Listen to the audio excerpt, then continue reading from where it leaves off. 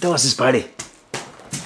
Und schon zischt er durch die Wohnung, aber das Balli ist da beim Tisch unten. Wo ist das? Da, schau. Schau, zack. Schön gefangen, brav wirklich.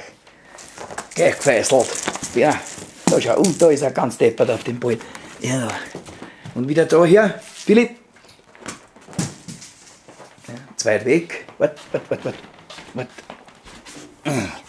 Aber da einmal. Schau.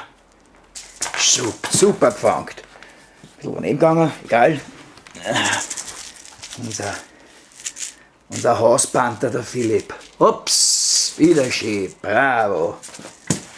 Wieder weggeworfen. Schau, da. Super, schau, und schon wieder in Lauerposition.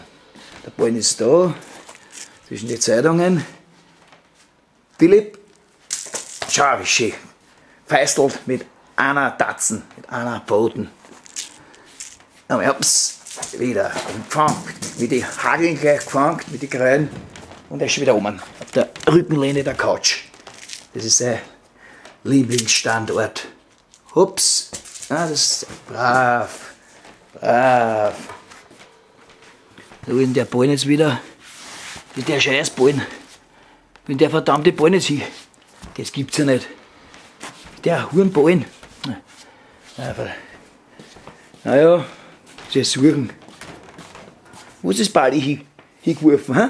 Wo ist das Balli hingeworfen? Na, das sagt er mir natürlich nicht. Er sieht mich gern suchen. Ja. Miau. Na, ich will jetzt nicht miauen. Na, der Ballen ist einmal weg. Okay, also, bis zum nächsten Mal. Also, grüß euch.